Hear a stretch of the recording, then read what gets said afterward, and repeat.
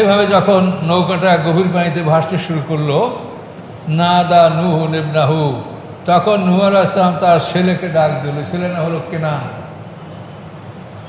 নূহ আলাইহিস সালামের 4 পুত্র ছিল, শাম, হাম, ইয়াফেস, কেনান।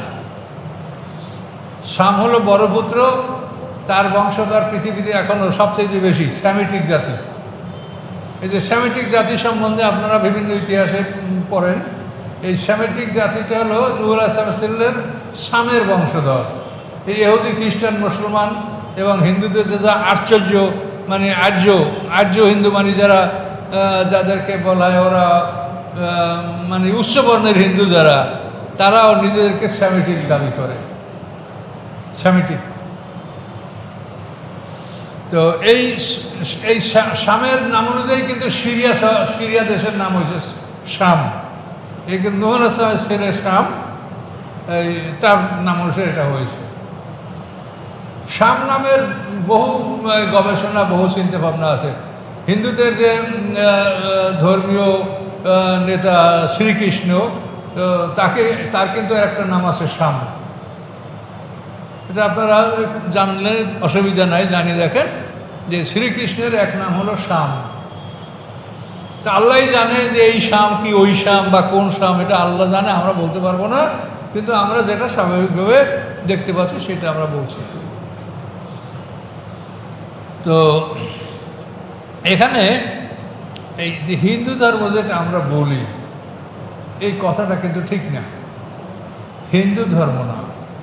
আমি স্বাধীনের পর ভারতের একটা উর্দু পেপার আমি পড়েছি, পেপারটার নাম হলো মেলাপ, দৈনিক পত্রিকা, উর্দু পত্রিকা মেলাপ।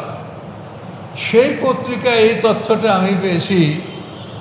ওরা বলেছে যে হিন্দু ধর্ম বলতে কোনো ধর্ম নাই। হিন্দু কথাটা সৃষ্টি হয়েছে মোহাম্মদ বিন কাসিম 712 খ্রিস্টাব্দে সিন্ধু বিজয় করে। এই যে রাজা দাইবুল বন্দরে যে মুসলমানদের পাইরেট জলদস্যুরা মুসলমানদের জাহাজ লুট করেছিল, এইটার প্রতিকার চেয়েছিল হাজ্জাজ ইবনে ইউসুফ। হ্যাঁ, আরবরা কিন্তু ব্রিটিশের আগে আরবরা ভারতে ব্যবসা করতো, এটা আশ্চর্য ব্যাপার।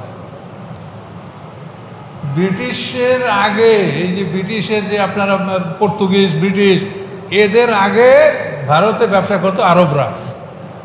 আরবরা অত্যন্ত উন্নত জাতি ছিল। তো আরবদের জাহাজ লুট করেছিল জলদস্যুরা রাজা দাহিরকে। তখন হাজ্জাজ ইবনে ইউসুফ বলছিল ক্ষতিপূরণ দাও। সে বলছে যে এই পাইরেটস জলদস্যু আমার অধীনে না, আমি কী করে এদের ক্ষতিপূরণ দেব। তখন কিন্তু মানে হাজ্জাজ ইবনে ইউসুফ তার জামাতা এবং সেনাপতি মোহাম্মদ বিন কাসিমকে 712 খ্রিস্টাব্দে এই সিন্ধুর উপরে আক্রমণ করতে বলে এবং মোহাম্মদ বিন কাসিম সিন্ধু বিজয় করেন। এই সিন্ধু বিজয় করার পরে মুসলমানরা এই অঞ্চলের লোকদেরকে বলতো সিন্ধি। এই সিন্ধি বলতে বলতে কিছুদিন পরে হয়ে গেছে হিন্দি। এই হিন্দির থেকে হয়ে গেছে ইন্ডিয়া। হিন্দিয়া শব্দটা ছিল হিন্দিয়া, এই হিন্দিয়া থেকে ইন্ডিয়া হয়ে গেছে। এটা কিন্তু শব্দের এরকম রূপান্তর হয়।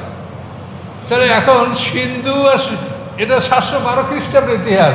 এর আগেই দেশের নাম কি ছিল? মগধ রাজ্য বা অন্য কোনো রাজ্য, অন্য কোনো নাম ছিল এই ভারতের। এই ভারতের নাম ইন্ডিয়া এটা ছিল না। কাজে এই জন্য এই হিন্দি বা হিন্দিয়া এর থেকে হিন্দু ধর্ম, এটা ঠিক না।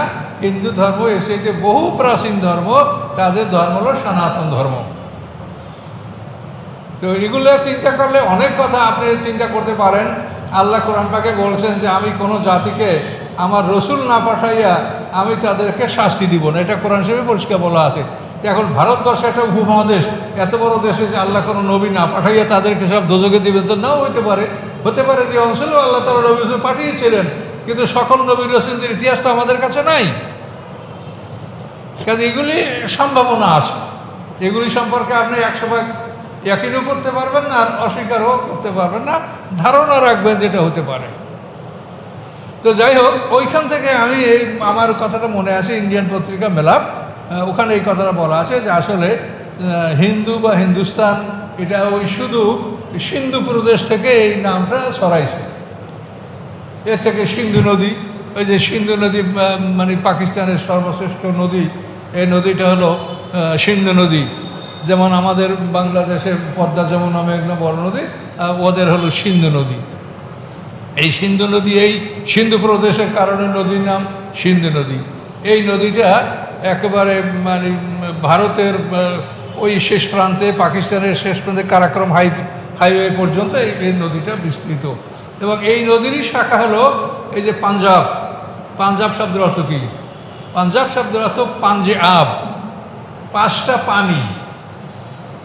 শতদ্রু, বিপাশা, ইরাবাগা, চন্দ্রাবতী, বিতস্তা, এই পাঁচটা নদী। পাঞ্জে-আব, পাঁচ মানে পাঁচ আর আব মানে পানি, পাঁচটা পানি। এই পাঁচটা নদীর নাম অনুসারে ওই অঞ্চলের নাম হলো পাঞ্জে-আব বা পাঞ্জাব। এখন পাঞ্জে-আব আর বলে না, পাঞ্জাব। এখন এই পাঞ্জাব ওদের অর্ধেক আর এদের অর্ধেক।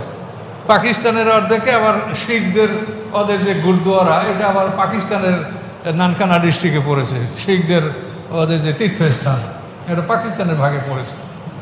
তো যাই হোক, এগুলো ভৌগোলিক এবং ঐতিহাসিক ব্যাপার, এগুলো আপনারা জানলে ভালো, না